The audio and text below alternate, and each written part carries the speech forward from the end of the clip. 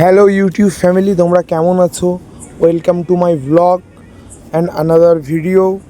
তো পড়ন্ত গরমে আমরা চলে এসেছিলাম পাহাড়ের চূড়ায়, আর আমাদের ভাই হীরক ও কিছু বলছে, যেখানে একটু নয়েজ থাকার কারণে ভিডিওতে মিউট করতে হয়েছে। এর জন্য আমি বাইরের থেকে ডাবলিং করছি। আর পরিবেশের সীমাবদ্ধতার মধ্যে পড়ন্ত রৌদ্রে আমাদের ভাই হীরক আপনাদেরকে দেখাবে কিভাবে এই পরিস্থিতিতে একটা ন্যাচারাল জায়গার মধ্যে কিভাবে একটা সুন্দর লেবুর জুস সে বানাবে। তো প্রথমে আপনাদেরকে যেটা দেখানো হচ্ছে একটা জলের পাত্র, যেটি আমাদের ভাই হীরক, জলের বোতলটা অ্যাকচুয়ালি খুব ঠান্ডাও ছিল। তো জল আমরা প্রথমে একটা জার করে নিয়েছিলাম বোতলটা, তার মধ্যে আমরা জলটা সম্পূর্ণ ঢেলে দেব।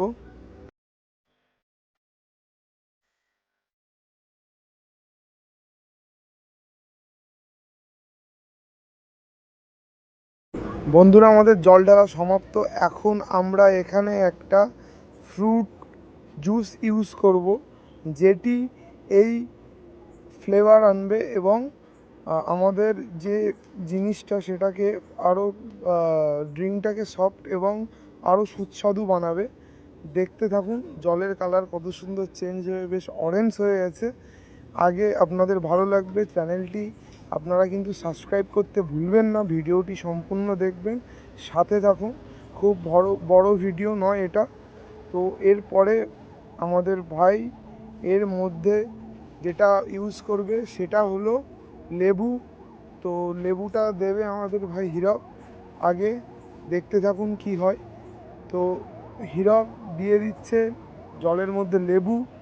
তো লেবুতে কী হয়, অ্যাকচুয়ালি একটা এনার্জি ফিল পাই, যেটা মানুষের স্বাস্থ্যর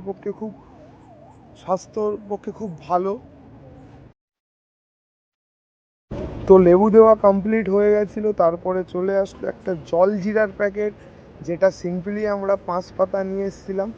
নিয়ে এসে আমরা কিন্তু জলের মধ্যে সামঞ্জস্য পরিমাণে মিশিয়েছি, এবং সেই জিনিসটাও যেটা দিয়ে মিশিয়েছি সেটা কিছু না থাকার কারণে ছুরি দিয়ে বা চাকু দিয়ে মেশাতে হয়েছে জলের মধ্যে। তো অ্যাকচুয়ালি পারিপার্শ্বিক পাশের লোকজন দেখে অবাকও ছিল যে ওরা কী করছে। তো বন্ধুরা, আপনারা দেখতে থাকুন।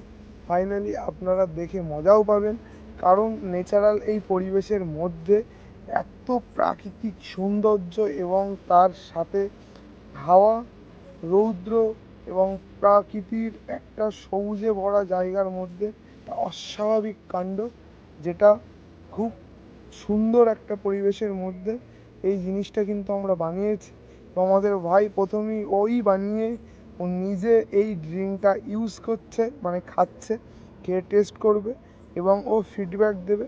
তো লাস্ট পর্যন্ত দেখতে থাকুন।